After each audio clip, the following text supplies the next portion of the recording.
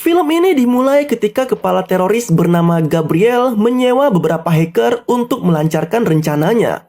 Di sebuah bandara, terlihat seorang pria bernama Torval yang sedang diperiksa oleh para petugas. Di sini para petugas menemukan sesuatu yang mencurigakan. Torval pun dibawa ke ruangan khusus untuk diperiksa lebih lanjut. Nah, Torval ini adalah salah satu hacker yang disewa oleh Gabriel. Namun sayangnya, karena Torval ditangkap oleh FBI, dia pun harus dibunuh oleh orang suruhan Gabriel. Gabriel tidak ingin Torval membuka rahasia tentang misi yang akan mereka lakukan. Jadi untuk cari aman, Gabriel pun terpaksa membunuh Torval di tempat ini. Nah, sementara itu Gabriel pun terpaksa mencari hacker hebat lainnya untuk melancarkan rencananya itu. Ya, bisa dibilang rencana jahat Gabriel tidak akan bisa berjalan tanpa adanya seorang hacker. Karena rencananya itu akan berhubungan dengan sebuah peretasan sistem yang luar biasa. Gabriel pun mengutus asistennya bernama Ginger untuk menemui Wolverine. Maksudnya di film ini dia adalah karakter bernama Stanley. Nah, Stanley ini adalah mantan hacker yang pernah ditangkap oleh FBI. Dia pernah dipenjara selama 2 tahun karena pernah mengobrak-abrik sistem yang ada di FBI dengan sebuah virus. Karena perbuatannya itu, negara pun mengalami kerugian yang terbilang sangat banyak. Walaupun telah bebas, Stanley tidak diperbolehkan lagi menyentuh komputer dan juga jaringan internet seumur hidupnya. Ketika Ginger bertemu dengan Stanley, dia pun menyuruh Stanley untuk bertemu dengan bosnya, yaitu Gabriel. Stanley sempat menolak ajakan Ginger. Nah, Ginger ini sebelumnya sudah mencari tahu seluk-beluk mengenai Stanley. Jadi, apapun info mengenai Stanley, dia sudah tahu banyak cuy. Dia pun memanfaatkan titik lemah dari Stanley agar Stanley mau ikut dengannya.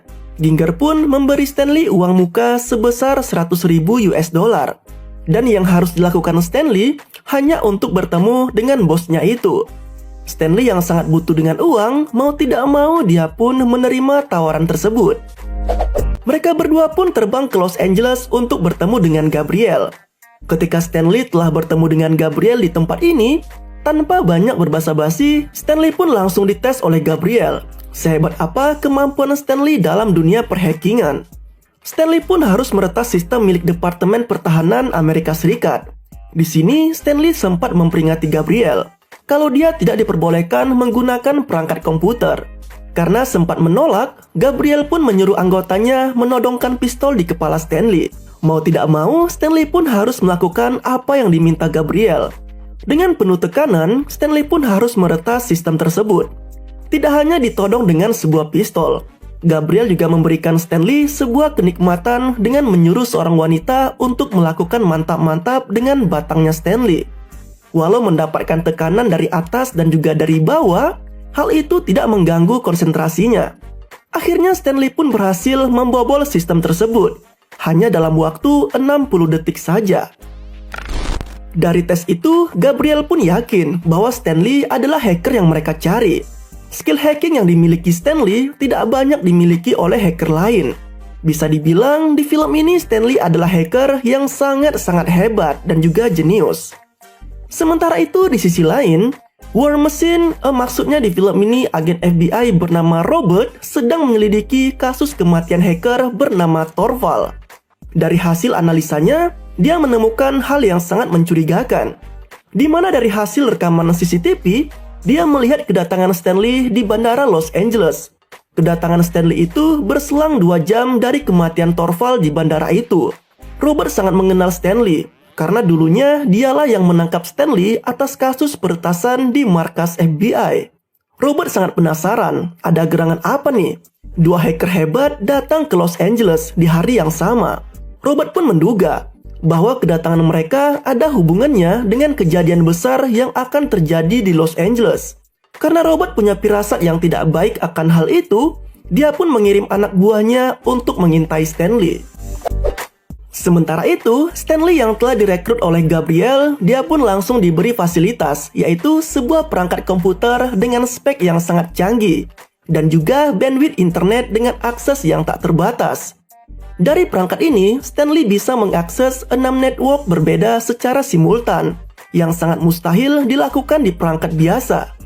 Stanley pun diberi tugas oleh Gabriel untuk membuat sebuah aplikasi dan juga sebuah virus yang sangat canggih. Aplikasi yang akan dibuat Stanley bernama Hydra. Bukan Hydra yang di MCU ya sob, tapi ini emang beneran nama aplikasinya bernama Hydra. Aplikasi Hydra yang akan dibuat Stanley nantinya memiliki fungsi untuk bisa menembus sistem keuangan yang ada di seluruh perbankan dunia. Dan jika Stanley berhasil membangun aplikasi tersebut, nantinya Gabriel akan memberikan imbalan sebesar 10 juta US dollar. Nah, demi bisa memperjuangkan hak asuh anaknya, Stanley pun menyanggupi dan setuju dengan imbalan tersebut.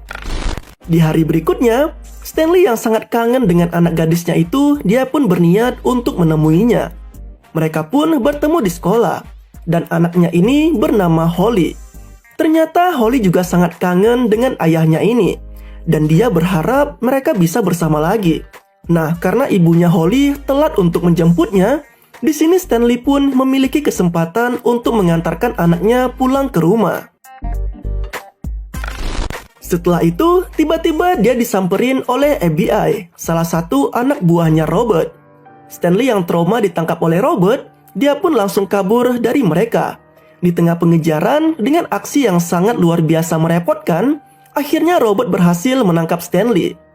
Robert sangat heran, mengapa Stanley harus kabur? Padahal Robert hanya ingin mengobrol dengannya. Robert pun bertanya ke Stanley tentang kematian Thorvald. Namun di sini Stanley tidak tahu apa-apa tentang kejadian itu.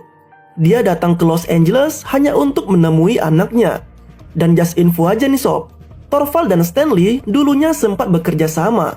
Makanya di sini Stanley juga kenal dengan Thorvald. Itulah mengapa Robert sangat curiga kalau kematian Thorvald ada hubungannya dengan kedatangan Stanley ke Los Angeles. Dan yaps, Robert memiliki firasat yang sangat kuat sebagai seorang FBI. Akhirnya Robert pun melepaskan Stanley dan memberikan kartu namanya jika Stanley membutuhkan bantuannya. Tidak hanya itu, diam-diam Robert juga menyuruh anak buahnya untuk mengintai Stanley. Sesampainya di markas Gabriel, di sini Stanley melihat Ginger sedang memakai sebuah alat penyadap. Stanley pun jadi curiga dengan Ginger. Akhirnya Ginger menjelaskan ke Stanley bahwa selama ini dirinya adalah seorang agen DEA yang sedang menyamar untuk memata-matai Gabriel. Dia berharap Stanley tidak memberitahu Gabriel dan bekerja sama dengannya. Kemudian Stanley pun diajak pergi oleh Gabriel ke sebuah kafe. Di tempat inilah Gabriel menjelaskan tentang rencananya, dan misi itu bernama Swordfish. Swordfish merupakan sebuah operasi yang dulunya dikerjakan oleh DEA. DEA itu merupakan badan penegak hukum narkoba yang ada di Amerika Serikat. Ternyata orang-orang DEA dalam operasi tersebut melakukan tindakan kotor. Mereka melakukan pencucian uang dari hasil penjualan kembali barang narkoba yang telah disita. Uang dari hasil penjualan itu disimpan dalam sebuah rekening selama 15 tahun. Sehingga dana yang terkumpul hingga saat ini telah mencapai senilai 9,5 miliar dolar Amerika. Gabriel yang tahu akan hal itu berambisi untuk mengambil uang dari rekening tersebut. Itulah mengapa dia menyuruh Stanley untuk membuat aplikasi Hydra, agar mereka bisa masuk ke server utama bank untuk mengambil uang tersebut. Nah, hari demi hari pun berlalu ya kan? Stanley pun menghabiskan hari-harinya untuk merancang aplikasi yang disuruh Gabriel, yaitu aplikasi Hydra. Sampai akhirnya, aplikasi itu pun berhasil dibuat oleh Stanley. Nah, Stanley yang telah menyelesaikan aplikasi Hydra, dia pun langsung memberikannya ke Gabriel dalam bentuk DVD. Karena hampir menyelesaikan tugasnya, Gabriel langsung menepati janjinya dan mentransfer uang sebesar 10 juta US dollar ke rekening Stanley. Kemudian, Gabriel menjelaskan ke Stanley bahwa dia sebenarnya adalah orang yang tergabung dalam sebuah organisasi rahasia dan seringkali berganti-ganti identitas. Dia berkata kepada Stanley bahwa dia akan membantu Stanley untuk mendapatkan hak asuh atas anaknya. Kemudian Stanley berencana untuk menemui anaknya di rumah mantan istrinya itu. Ketika masuk ke dalam rumah, dia pun melihat orang-orang yang ada di rumah ini mati terbunuh, termasuk istrinya. Ternyata hal itu adalah perbuatan Gabriel, dan Gabriel lah yang telah menculik anak Stanley. Nah, di hari ini, Gabriel dan pasukannya mulai melakukan aksi peretasan rekening bank milik DIE secara langsung, yaitu di World Bank. Karena anaknya telah diculik oleh Gabriel, Stanley pun langsung menyusul mereka.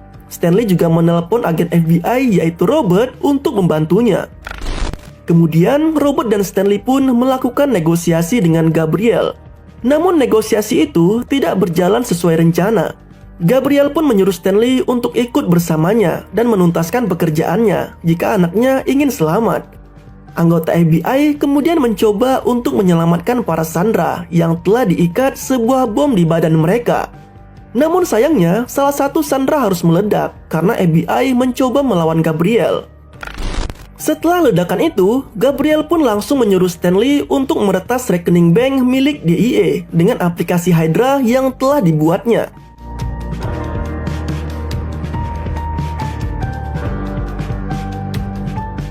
Setelah proses hacking selesai, semua uang itu pun langsung masuk ke rekening milik Gabriel.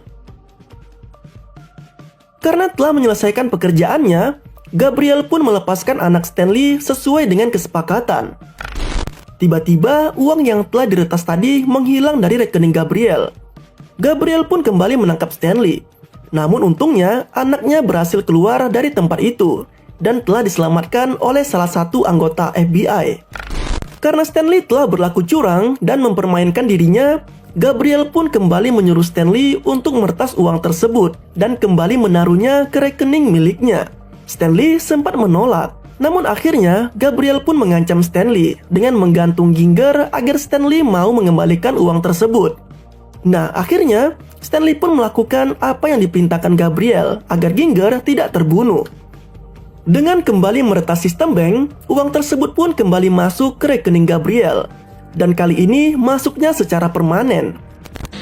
Namun walaupun Stanley telah melakukan apa yang diperintahkan Gabriel, dengan tidak ada akhlak, Gabriel pun tetap membunuh Ginger. Dengan alasan kalau Ginger adalah anggota DIE. Ternyata diam-diam Gabriel sudah tahu sejak lama kalau Ginger adalah agen mata-mata dari DIE. Kemudian Gabriel dan pasukannya membawa para sandera masuk ke dalam bus yang telah mereka modifikasi. Gabriel juga sengaja membawa Stanley. Nah, sebelumnya Gabriel juga meminta kepada FBI untuk menyediakan pesawat agar mereka bisa pergi dari sana.